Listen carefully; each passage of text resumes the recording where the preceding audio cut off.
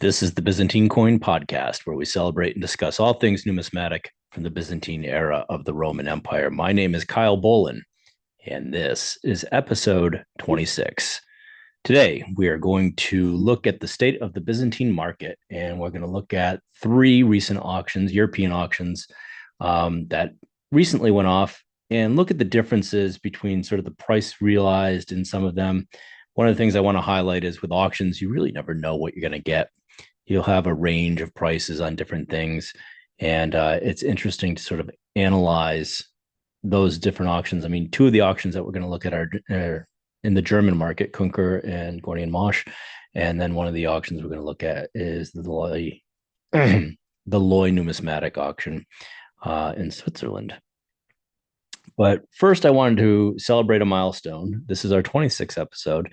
And for the first time ever, one of our episodes had over 1,000 views on YouTube. I am terrible at promoting the podcast, asking for likes and subscribes and pushing that kind of thing.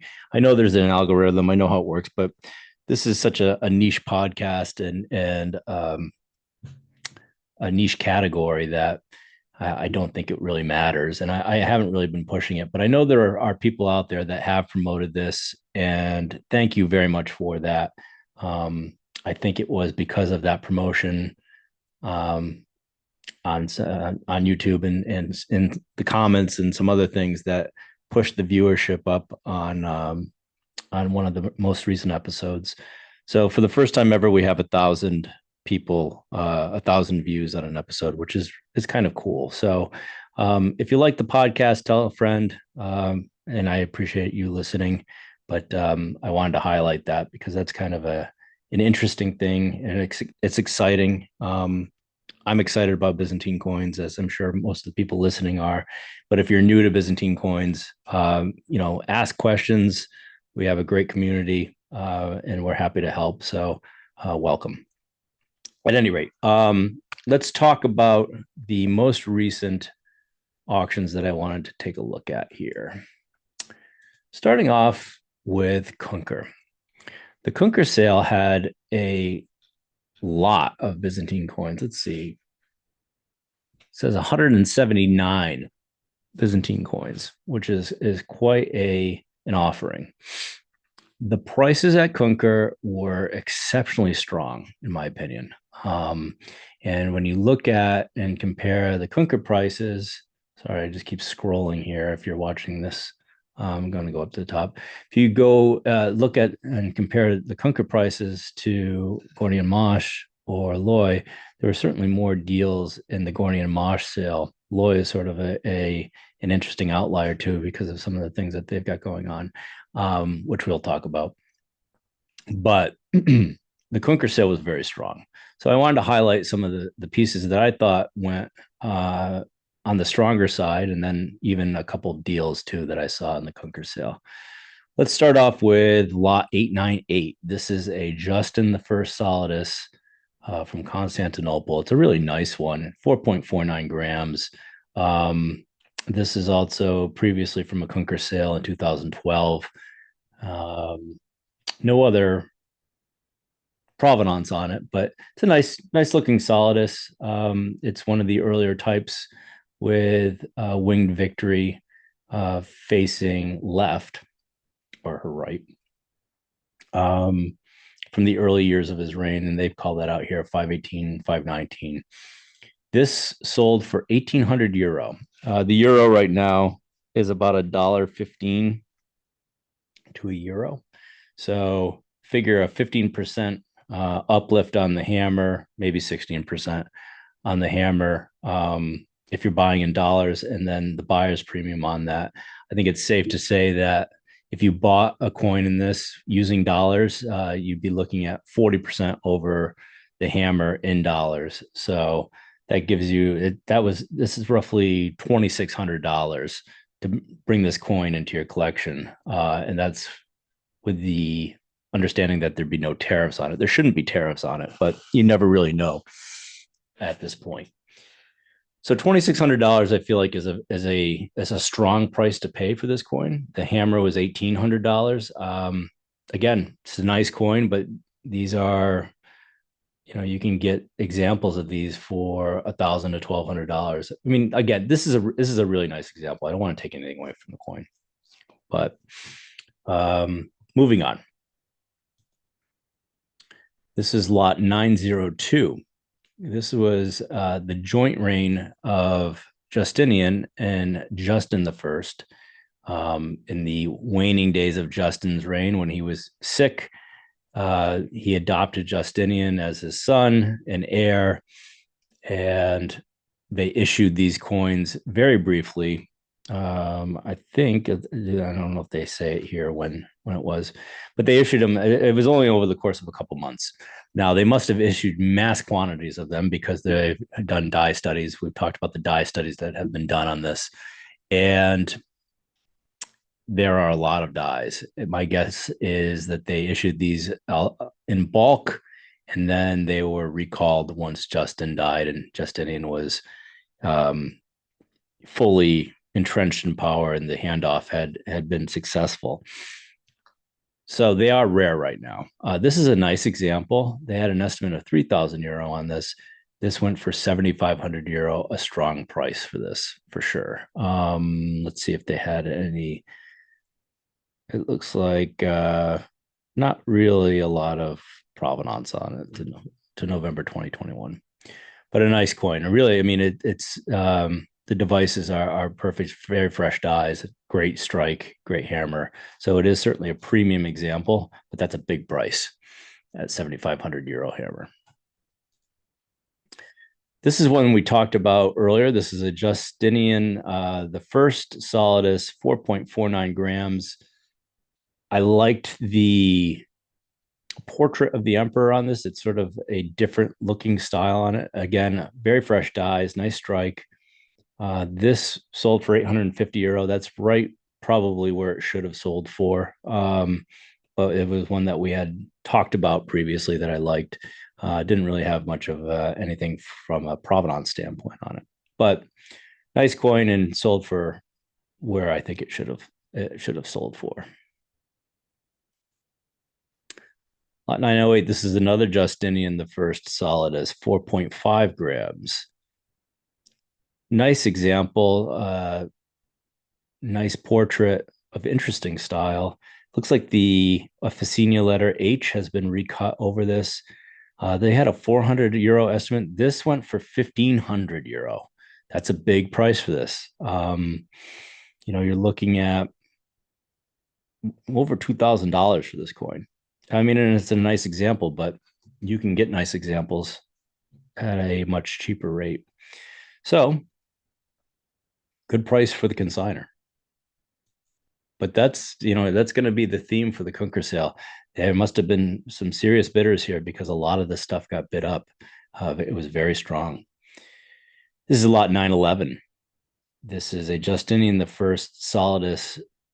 They say indicational year 4 with the delta on that, and they're calling this an issue from Sicily, and that's what it says on the slab from the sale in Heritage.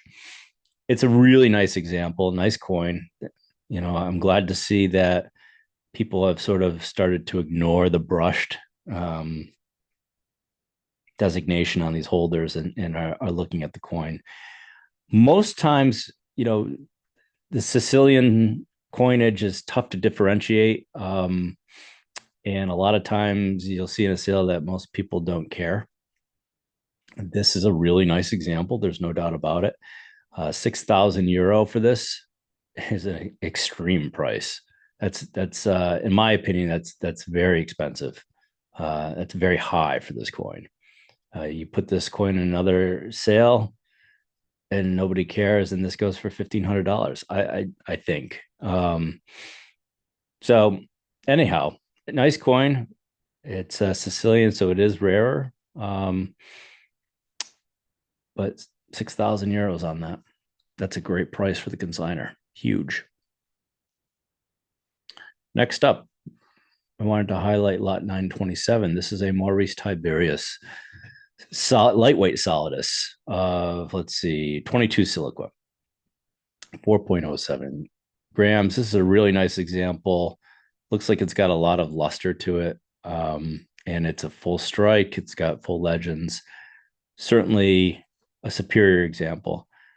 1,400 euros is a superior price for this. There was a time, I want to say a couple of years ago, where you could get these for $600 or $700, and that was like the high end of the range for them.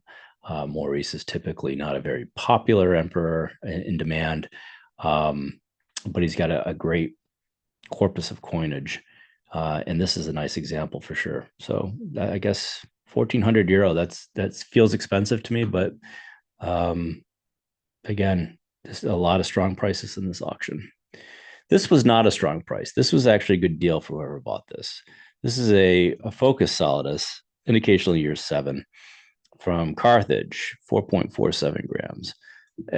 The portrait in the obverse is somewhat weakly struck, or maybe it's worn dies, but it's all there. And then the reverse is actually looks like a fresher die and is in nice shape. These can go for like $2,000, $2,500, with the portrait just a little bit sharper. And this went for 850 euros. So if you bought this, I think you got a good deal. Next up, lot 937. This was a Focus Solidus at 4.46 grams. This was on my watch list because initially it was not cataloged correctly. It was cataloged as Constantinople, but they realized the error and fixed the listing and said this is from Thessalonica, which it is. This is a Thessalonica issue. These are really nice. This is a really nice one. These are really rare. 2,800 euro is a good price for the is right where probably it should be. Maybe even a little less than what it should be. But it is this is a really nice coin for sure, and I'm glad that they were able to figure out that they had a provincial mint Thessalonica Solidus as opposed to a Constantinople one. I'm positive because of the style, at least two bidders would have figured this out anyway, and it probably would not have been ignored. But I'm glad that Kunker was able to realize the cataloging error and fix that.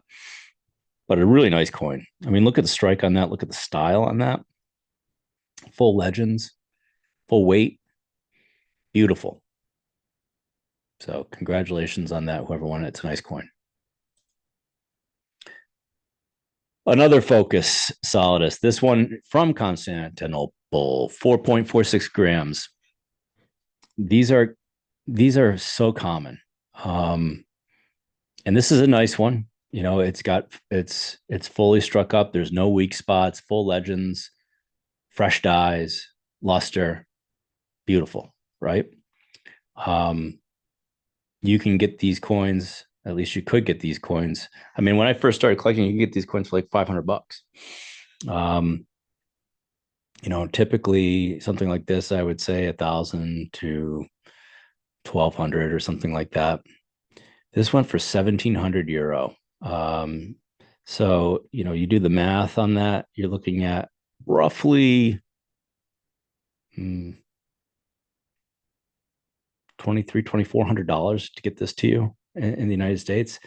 In my opinion, this is not a $2,400 coin, but it's just so common. And you can get these in nice condition too, really nice condition like this. But two people wanted it. So strong price. Lot 945. This was a Revolt of the Heraclii, Solidus. These are one of the rarities in the Byzantine series. Typically, you'll see them go between $15,000 and $30,000. This was a nice one. I didn't see any provenance on this, but maybe. Well, actually, it looks like it's from a Kunker sale in 2015. But it's a nice example, and it went for 26,000 euro. That's right where in the sort of range where it should have hammered for. But it's a really nice example of this rare type. Next up, Constance II, lot 966. This is a solidus of 4.44 grams. Looks like it was bought in the 1960s and from a 1990s collection and an example of a collection. My German is tough. Anyway, it seems to have a pre 1970 pedigree, but I don't know if it has anything definitive. Let's see if I can translate this. Translate selection to English. Acquired in the 1960s. Oh, acquired from the 1960s to the late 1990s. Specimen from the collection of a Munich physician. There you go. So I guess you could call that a pre 1970 pedigree. I mean, if it's not verifiable, it's kind of tough. But again, it's a nice coin, full legends. Looks like lots of luster. The devices are very fresh. The imperial portrait is nice. This is a nice coin. It is not 1,800 euro nice. I mean, you can get these for much cheaper, but two people wanted it. So again, strong price for this. This is Constance II. This is a lightweight solidus of 23 siliqua. I like this coin. This is a nice coin. There's some weakness in the legends, but that's about it. This went for 1,600 euro, and I think that's right where it should have gone for. Sometimes these go a little bit cheaper, but other times, they go where they should. These are on the rarer side. But this has got a really nice star in the field, and a nice portrait of the emperor. Lot 985. This is Constantine IV. And this is a solidus. It's 4.47 grams. This is Sear 1157. These are like fine style dies. It looks a little bit cloudy. I don't know if that's the picture quality that Kunker has, but it's definitely a fine style portrait. It's really nice. This is full weight. Has some weak spots, but this went for 1,600 euro. That's right around where it should have gone, in my opinion. This is one we talked about last week, and actually was featured on Aaron's podcast as well. They talked about the bug eye, solid eye, in the decline in style. This is a typical Syracuse style, and they had those sort of lug nuts as eyes for the emperor. This is a really nice example of this, though. It's very clean, and 4.17 grams. That's sort of within the weight standard of the West. So I don't know. If you submit this to NGC, will it come back clipped? I mean, maybe, but at any rate, it's a really nice example, and it also looks like it was plated in the DeAndre Tornogenasi work, which are great references. They're gigantic books, but I mean, gigantic in the fact that they're just physically large. They're not, voluminous. They're just very large books. So a nice example. This went for 5,000 euro. That's right where I think it should have gone for. I could see it actually going for more, actually, given the strength of this this example. It's really nice. Lot 994. This is a solidus of Justinian II, first reign. Portrait of Christ, full legends. It's a little off center. On the reverse, you have Justinian II standing, holding a cross potent, and some of the legends are worn off. You have some weakness on the legends, but most people, the money side is the portrait of Christ on things. This is in a Mint State 405 surface 505 holder, no notations. I think it doesn't call any notations out. It's 4.37 grams, so I'm surprised they didn't give it a clipped designation. But they had an estimate of 2,000 euro on it, which is sort of low. It went for 7,000 euro, which is a strong price. But it's a nice portrait of Christ for sure on it. Lot 998, Leontia solidus. This was 4.45 grams in an NGC strike 4 of 5, surface 3 of 5, brushed holder. And that is from the Everglades collection. So this was probably Everglades collection. Okay, example Stephen album from the Stephen album sale, 44 in 2022. This went for 1,200 euros, which I thought was a great deal for this coin. First of all, Leontia Solidi can go for, two, three, sometimes $4,000. Is this a great, perfect example? No. You've got some weakness in the legends, but it is full weight.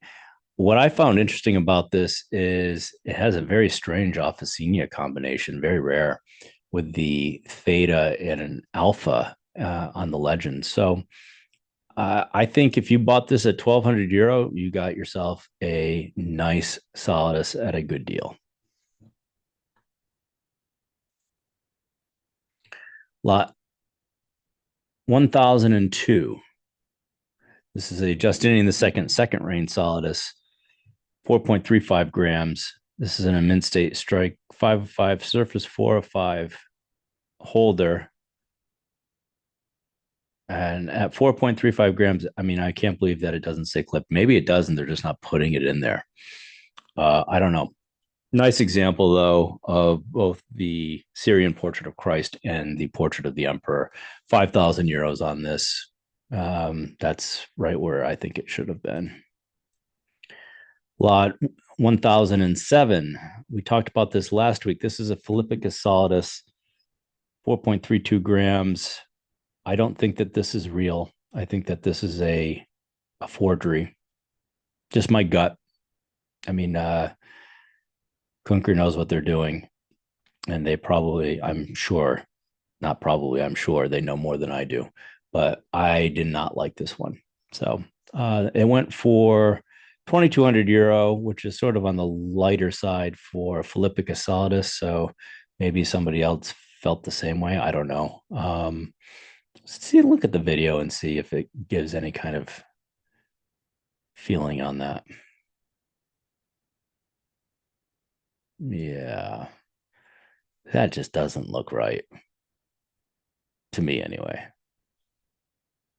I don't know. Let me know your thoughts on this. Doesn't look like a real. It looks like a forgery, maybe cast. I don't know, but I don't like the details on it. The details are mushy. The style is off on the obverse. So yeah, let's move on. Next up, lot 1009, Anastasius II solidus, 4.42 grams. This is a nice example.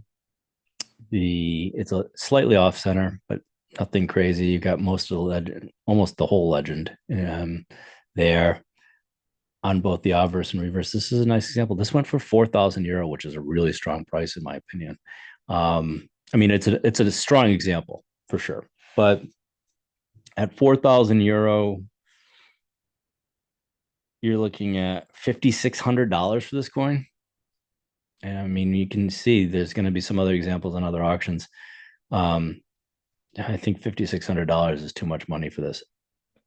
And I will caveat, there's always something like, somebody might know something about the coin, like it has hidden provenance, or they found provenance, or multiple people found provenance on something, and it gets bid right up.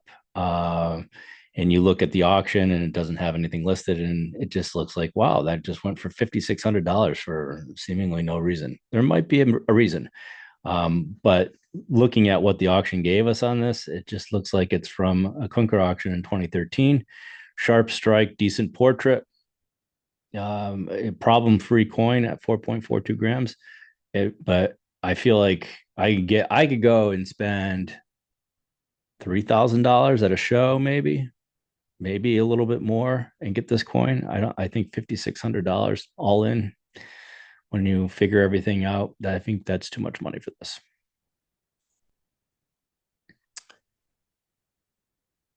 Lot 1010, Theodosius III of Adramitum. This is a solidus of 4.29 grams, so it's a little light. Let's see, it has a pedigree to 2014 from a Lons auction. And it's a nice example.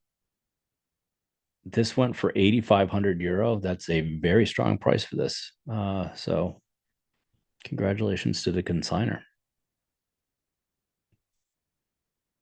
Lot 1012 is a Leo III solidus with his son Constantine V, the young Constantine V on the reverse. This is an example from Nomos in 2022. Really sharp portraits, just a hint of weakness on that reverse in the legends there. This is, let's see, 4.41 grams. And for 2,400 euro, that's a strong price, but this is a strong coin. So I think I would certainly bless that hammer. I think that's right on. Um, really exceptional portraits, especially the Leo III portrait. So 2,400 euro for this. Lot 1021. This is a solidus of Leo IV, I think, with Constantine VI. Yes, Leo IV and his son Constantine VI, and then his deceased father and grandfather Leo III and Constantine V. These are nice coins. They're tough to find in great shape. There was usually a lot of weakness, striking weakness in at least one of the portraits. This one has some weakness in the portrait of, I guess, Constantine VI on the obverse. I thought 2,200 euro on this was way too much money for the given the type of quality on this. 2,200 euro, that's like $3,000, $3,100 all in. I think you could do better for that kind of money, um, but that's the market right now, at least with this auction. This was interesting. This is lot 1024. This was withdrawn. This was a Irene Solidus from Syracuse, 3.93 grams. And they withdrew it because they had said they needed to do some more research on it, more scholarship. I will tell you, there are a lot of these that are being faked right now.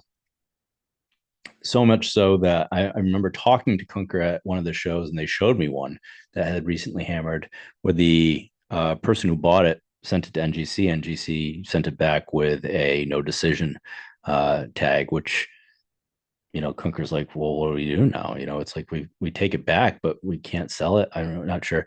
And basically, NGC I think is no decisioning these because there's so many fakes and they're almost indiscernible.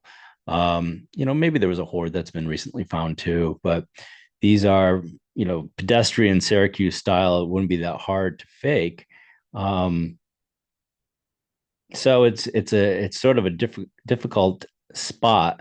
I'll tell you, I probably would not buy one of these right now, um, nor some of the other ones that are coming out. Like there's a fair amount of Nicephorus solid eye. I'm not saying they're fake, but they're commanding big money. And if there is an inkling that either there's a hoard out or there's a lot of fakes flying around on these, it sort of takes it down, even if it is legitimate. So they withdrew this. I mean, to my eyes, looking at this looks real. But you know, I know that there's a lot of fakes going around right now on these. So they withdrew this. I don't know the reasoning on it. They just said for further examination. So we'll keep an eye and see if we watch some of these come to market or continue to come to market. Be interesting if somebody had the time to put together the stuff that's out there that's coming out and it's coming back fake and doing some sort of dye study on it or something along those lines to differentiate the fake versus the real. I've said it before, there are certain series and types that the fakes are almost, indistinguishable from the actual real coins. So you need a practiced eye on some of these things. And that's sort of, where NGC, started, is that they were authenticating. Of course, they don't guarantee it themselves. They'll authenticate it based on their best guess with the information that they have and the experience that they have. But uh, it's certainly not a guarantee, as we've discussed many times before. This is lot 1025. This is an Irene Soul Rain. Irene on both sides. One portrait is outstanding. The other one is a little bit, looks like double struck or a bit of a die shift there. This is from an Emporium Hamburg sale in 2012, 4.4 grams. They had an estimate 7,500 euro on it. That's a strong estimate for this. It realized 8,000 euro. I think that's a strong price for this. If both portraits looked like the one on the right, okay, I could maybe see that, but the other portrait is a little jammed up. So 8,000 euro for this. That's in my opinion, a strong price. This is another one that I just talked about. Is a Nicephorus solidus from Syracuse, 4.02 grams. You don't see these ever really. I mean, it's but I'm seeing more and more of them come out. And if you can fake the Irenes, you can certainly fake these. I don't know if this is fake or real. I'm not making a judgment on it one way or the other. My assumption it is real. But these are expensive, and they put an estimate of 1,000 euros on it, and it went for 5,000 euros. I mean, they're rare coins. So 5,000 euros for that. This one I thought was a deal. This is lot 1029. This is Nicephorus and his son Starakios. I'm getting better at pronouncing that name, I think. It just doesn't come naturally to me. But I thought that this was a nice coin. There's some weakness on it, but you have two really good portraits. It's full weight at 4.43 grams. It does look like it's clipped a little bit, but that might just be the flan. And there's some marks in the fields. But you have really nice strike. And these can go for a lot of money. And who's got a better story than these two? I mean, Nicephorus overthrows Irene, runs the empire, and is doing well. He's a finance minister, so he sort of streamlines things. And there's a rising tide going on with the empire, and he's sort of taking advantage of that and doing really well. And he goes on campaign and he slaps the Bulgarians around and takes their capital, and then pursues them up into the mountains. And then they basically ambushed him, cut the entire army apart, killed most of the emperor and his retinue and the high level bureaucracy and people following the emperor. And they cut this guy's head, Nicephorus's head off, and turned his skull into a drinking cup for the Bulgarian leader.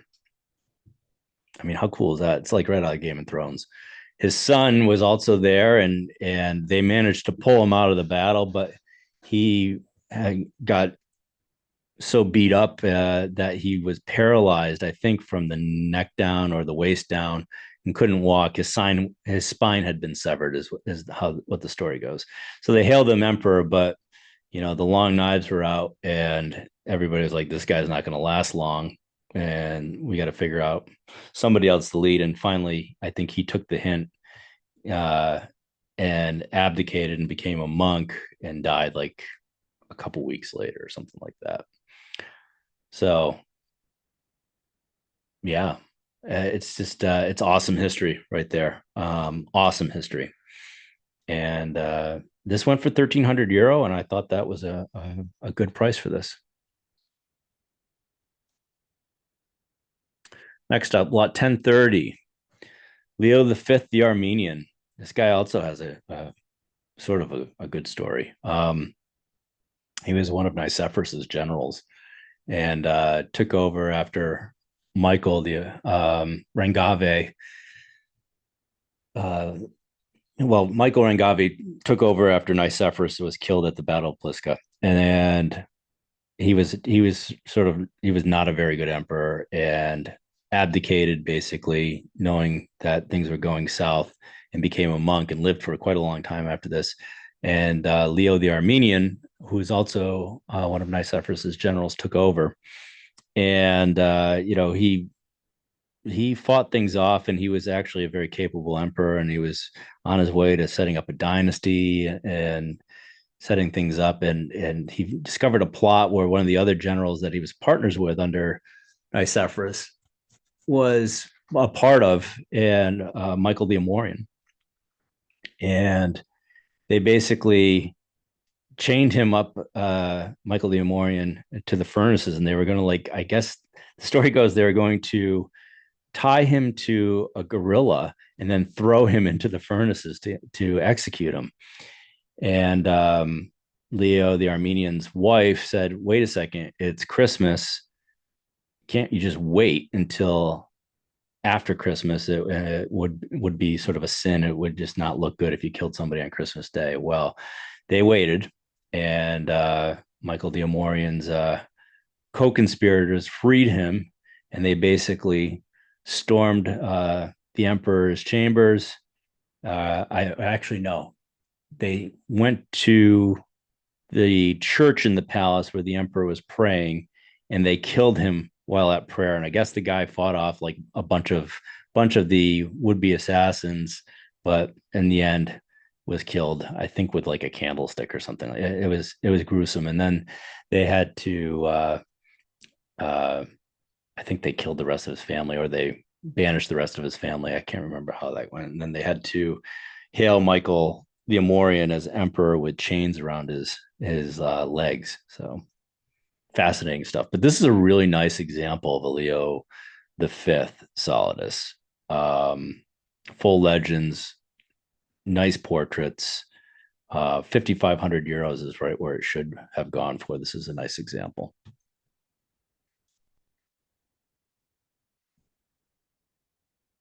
Next up, this is a Theophilus Solidus. Let's see, 4.32 grams.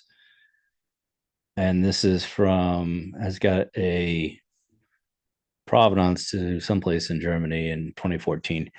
I don't like this. I don't like this coin. I don't think it's real. Again, Kunker knows way better than I do. So maybe there's something they know that I don't. But looking at this coin, it looks all wrong to me. The style looks wrong. It doesn't look right. So I would say this is probably fake. If so, I wouldn't have bought it. But again, I don't own an auction house. I just know what I know. And there are certainly experts out there better at this than I am. But to my eyes, it doesn't look real.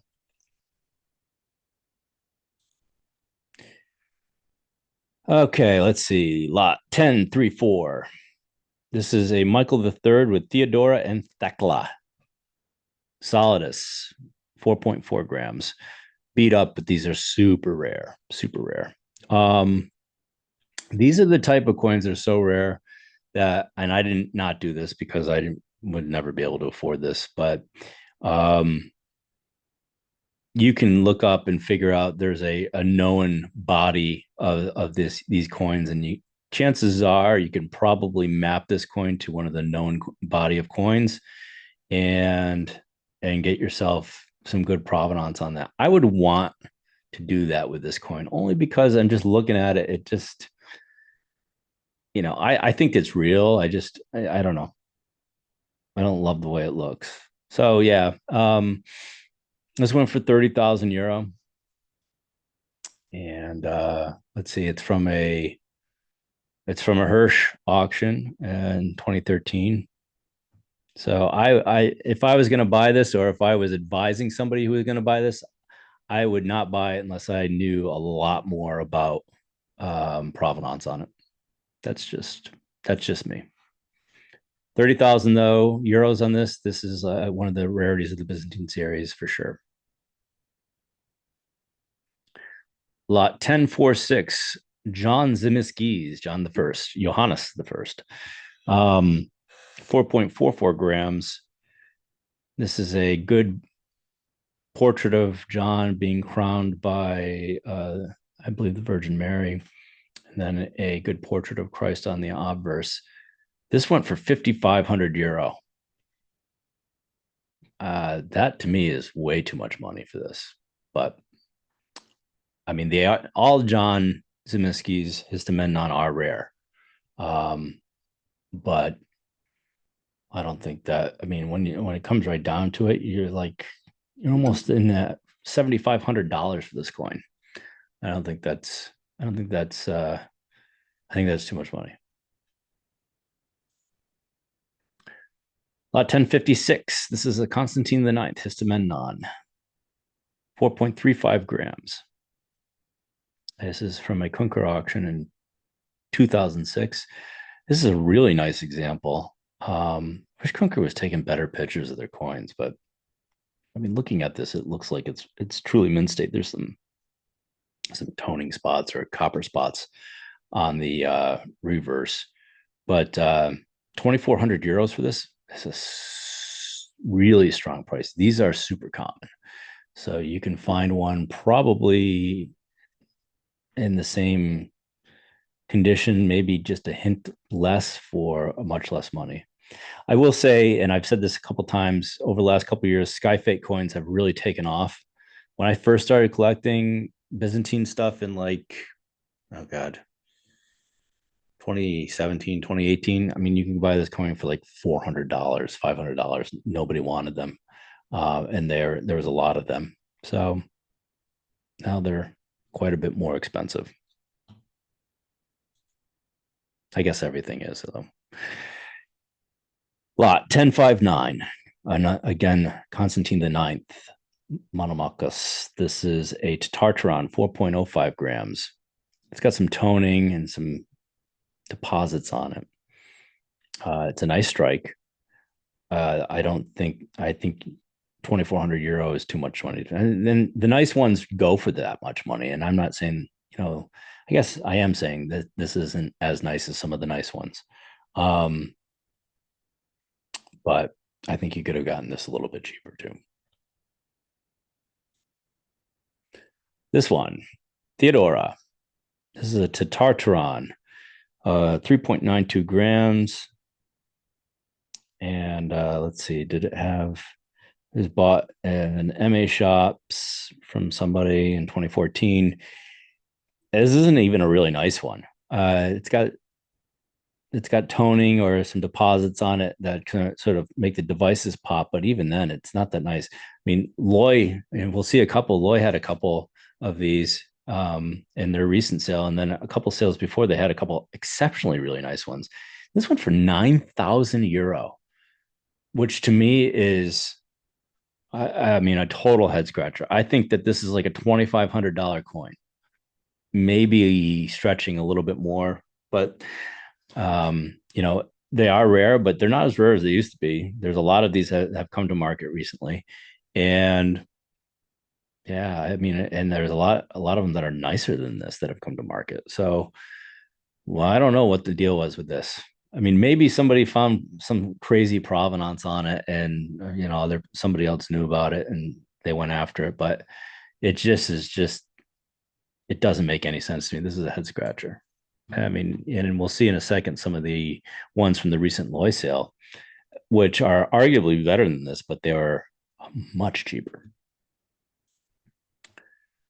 This is, I think, the deal of the sale. This was 1061, lot 1061. This is Eudokia, Histamenon with her son her sons Michael the seventh, and Constantius. They made these for only a couple months. They must have found a whole bunch of them. I mean, not a whole bunch because they are very rare. But if a coin's only been made for a couple months, you would think that there's probably only going to be a handful of examples of them. There is a fair amount of these, but they typically go between three, 2,500 to $5,000, depending on if it's a nice example. Now, looking at this example, the reverse is certainly double struck, and there's a die shift there. So the Portrait of Christ isn't awesome, but from a wear perspective, there's not a lot on that. And then if you look at I said reverse, the obverse is with Christ. If you look at the reverse with the Empress and her two sons, that's outstanding. That's an outstanding strike. Now it's a little off weight, but nothing crazy. But the fact that this went for 1,100 euro, that's a steal for this coin. I mean, even let's say put the buyer's premium and then what, 1600 $1,600, $1,700 all in. To me, there's still $1,000 there easy on this coin. So if you bought this coin, good for you. Nice purchase. Lot 1064. This is a Romanus the Fourth Solidus, and not even like a really good one. It's okay, but 4.42 grams, so it's full weight. But 1,700 euro for this is bananas to me. And it has a pedigree to 2013. Great, but this is a coin that, like I said, when I first started collecting, I could get this coin for $300. Um, and I keep going back to that. I realize things have changed in the last however many years it's been, but even, I mean, this is a common type. You can find really nice ones. You can find one that's exceptional for $2,000. And right now you've got, I don't know, a little bit more than that into it. And I don't find this to be exceptional at all. So I was really surprised at how expensive that one was. This one too, same deal. 1067, lot 1067. This is an Alexius the First Histomenon. Oh, sorry, Hyperpyron. This is a post-reform coinage. It's a nice example. It's got a really nice strike. The portrait of Christ is a little warm, but again, a nice strike on that. I don't know that it's 3,200 euro hammer nice though. That seems like a lot for this. So yeah, Skyfate coins are really hot. There's no doubt about it. But I don't. Some of the prices that came from the sale were head scratchers. Now I don't know if they're outliers or if the market is just that strong, or if it continues to get strong. But let's look at some of the stuff from like Gorney. Gorney and Mosh had a sale, right, a couple, maybe a week or two before. Let's see, yeah, March 9th and 10th. And they had some stuff like this Anastasius, the 87 lot 874, 1,400 euro. That makes sense. It's a nice coin. We talked about lot 875, a nice portrait, 1,000 euro. Good prices for that. But you look at some of the other prices on this, they were nowhere near as strong as the Kunker prices. I mean, look, there's a nice Focus Solidus, like we talked about. This went for 1,100 euro. Actually, that's still pretty strong for a Focus Solidus, but 4.49 grams, and it's still got 1,100 euro. To me, that still feels a little strong for that. But here's one, 850 euro. This is a really nice Focus Solidus, and that's a proper price at 850 euro. Okay, it's got a little graffito on it and stuff. I don't know, but my point is that you can get really nice examples of this, and you don't have to spend a huge amount of money. And somebody spent a huge amount of money on one in the Kunker sale. Continuing through here, most of these prices seem on the low side. So you had this Tiberius the Third for 2,000 euro. That's about right. This Anastasius the Second, 4.43 grams at 3,000 euro. That's about right. I mean, that's like $4,100, $4,200 when it's all said and done. It still feels like a lot of money for that coin, but it's a nice example. Here's one, this Constantine the Sixth and Irene, really nice Irene portrait. You got some fading in the legends. Really nice portrait of her son Constantine the Sixth. They had an estimate of 4,000 euro, went for 3,200 euro, which is, I think, probably where it should have landed. Maybe their estimate was a little high. Lot 895, I think, was a steal. This is a Leo the Fifth Solidus,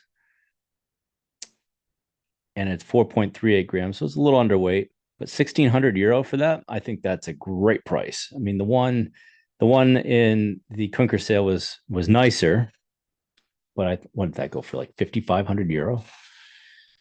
So you can get the same Emperor. It's just slightly less nice and slightly stylistically not quite as nice at 1,600 euro. I would buy that all day long because I think there's still money on the bone there. Some meat on the bone for that coin. So You got Theophilus again, not a bad one, €1,000. Here's a John Zemisky's. Maybe not quite. It's not quite as nice as the one featured in the Kunker auction for sure. And as I said, they are all very rare. But you can get this one for €1,500 versus whatever they ended up paying. I can't remember what it was like. See if I can find it. It was like I think it was 5,500. Let's see. Yeah. So that one was €5,500. And it's certainly nicer, but not that much nicer. And that one was €1,500. I mean, it is much nicer actually if you compare the two. And there's a chip out of this. This is full weight though. And this is from the Koning collection that Poise recently did too. So anyway, just highlighting some of the differences between the two auctions. €1,310 for this Constantine VIII. I feel like that's a good price at 4.44 grams. So the Gorney sale, yeah, here, look at this one. So this one went for $2,400. So this one here, let's start here, went for €2,000. This is ex Leu 2025. Not very nice, and nobody wanted to buy it at €2,000. Oh, did I just do that? I did. So anyway, I was essentially done with the Gorney sale. I'm not going to go and find it, but the difference is that I think Kunker had more Byzantine coins, and I think their quality was a little bit better, but their prices were much higher than the coins got at the Gorney and Mosh sale. So next, we'll take a look at Leu numismatics. So this is an interesting situation. Before the sale was released, they sent out an email saying there are certain coins that cannot be shipped to the United States. They didn't really say why this was happening. I mean, they're highlighting the laws, but they and most other auction houses have sort of flagrantly not violated those laws, but just sort of ignored them, right? And all of a sudden now, Leu is not. My guess, and I don't know, I haven't even talked to anybody about it really.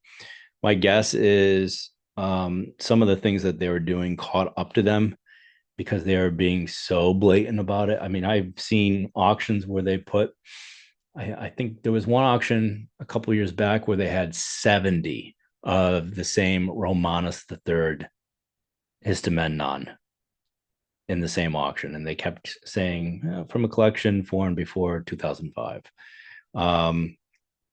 Recently, they had one where they had a whole bunch of Focus, Constance the Seconds, Constantine the Fourths, Heraclius, Solidus's, and a whole bunch of the same types.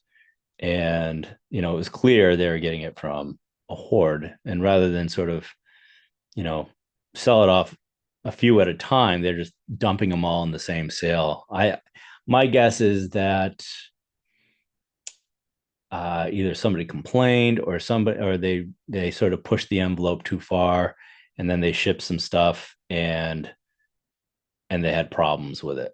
They don't ship things the same way as some of the other tier one auction houses do, where they work with the shipper. They ship everything in bulk to the country that it's going to, and then so let's say the United States, and then disseminate it out to the addresses after it's in the country, right? So rather than doing one shipment that they can control, I think they're shipping everything.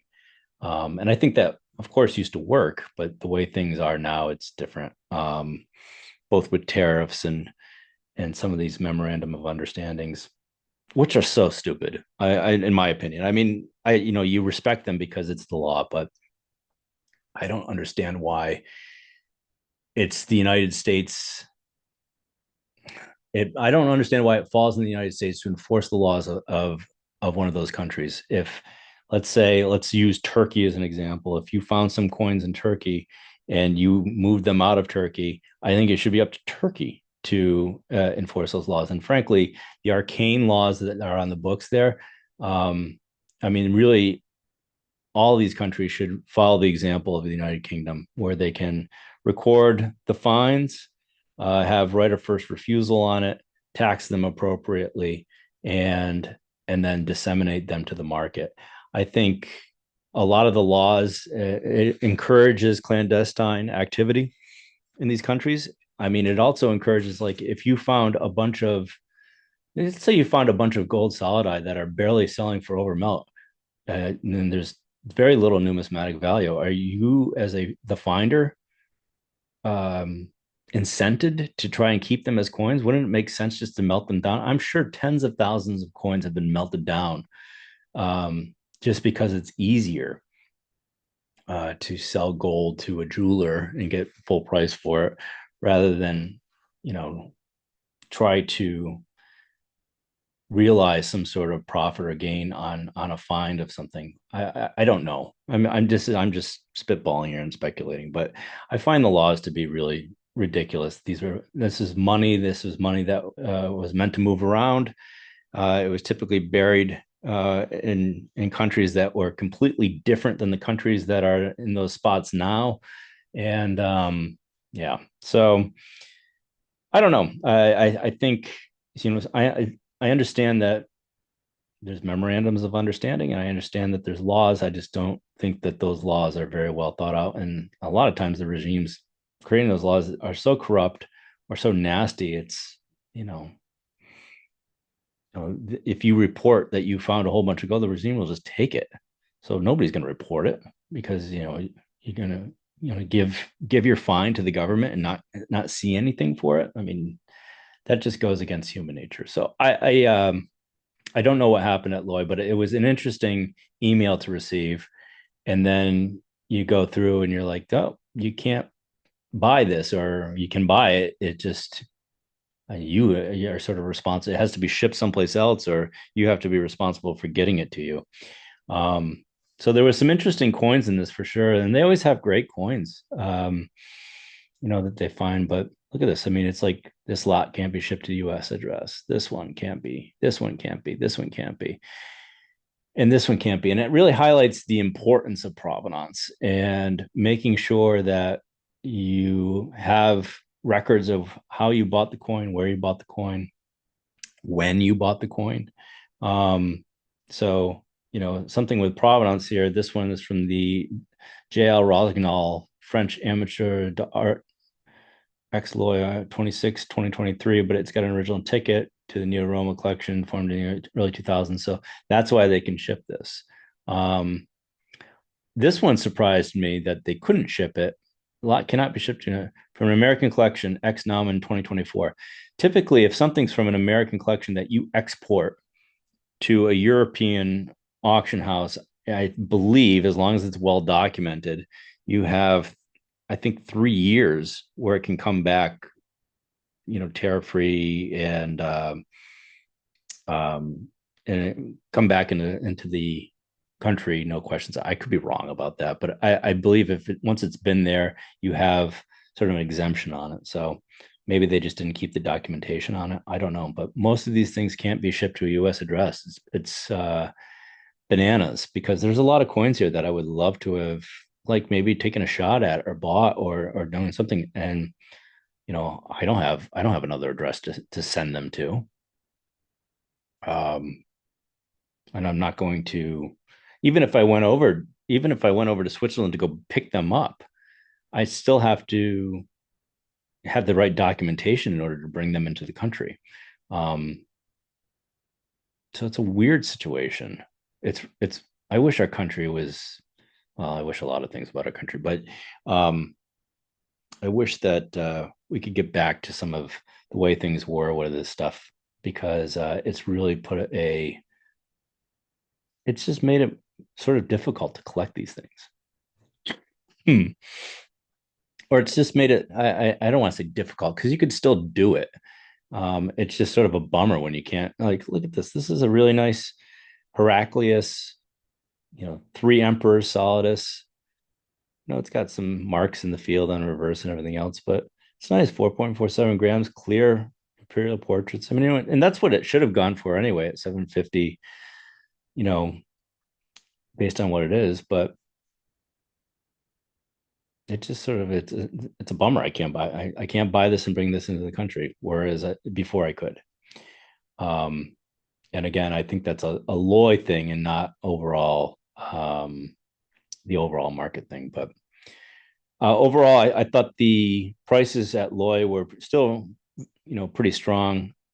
Never heard of these called the Dick solid eye before. I'm assuming that means like thick solid eye. Just never heard that term before. I've heard small module and stuff, but clearly they had a few of these come in recently, and they're all really nice. These are all really nice examples. And these are pretty rare, but they were getting sort of normal prices for the most part, but they weren't getting like if I had one of these, if I so let's see, there's one, two, three, four, five, six, seven examples of these. If I had seven examples of these, I'd probably pick two that were the best ones and sell them off uh, at two different auctions and then wait a little bit and then sell the rest off. I'm just surprised that they would just put all of them in an auction like this. And it's clear there's no provenance on it, so they can't ship it to the United States. But these are really nice. And it's a shame because I would have loved to have bought one. I mean, maybe they'll be bought by somebody and they'll come over and they'll be slabbed and they'll show up in a heritage auction. I mean, that's typically how it works, right? But um, anyhow, it's an interesting situation. It didn't seem to really affect the prices on things. I thought everything went for what it should have sort of gone for. It's always tough to get a deal at Loy and especially in Swiss franc with the exchange rate. But um, overall, I thought there was some deals on things, but overall, I thought it was where it needed to be. So I don't want to go too much further into that. I just figured it's something that I wanted to talk about because it just seems so crazy. But and we live in crazy times. I don't know. Anyhow, those were the three auctions I wanted to highlight. Kunker sale was exceptionally strong. The other two were decent, but not nearly as strong as the Kunker sale. So we'll see what if the market continues to be strong. I think it will be.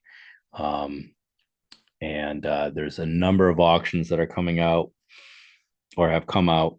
Artemid Asti just did a release, and they've got like something like 65 or no 80 Byzantine coins. I can't remember, but MDC Monaco's got some really nice Byzantine selection that they're offering, and there's a couple other auction houses out there that have some decent offerings. So maybe in the next episode we'll go through some of the things that look interesting in the upcoming auctions. Of course, CNG is their feature is yet to been released, and then there's other ones too, Nomos and stuff like that. So we'll see what the offerings are on the next podcast, and we'll go through some of them. But yeah, I appreciate everybody listening. I think I'm going to stop it there.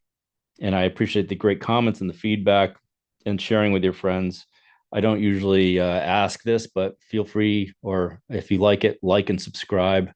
The more we grow the listener base, the more we grow the collector base for Byzantine coins, I think the better off we will be. So appreciate everybody listening. Thank you. And we'll talk to you on episode 27.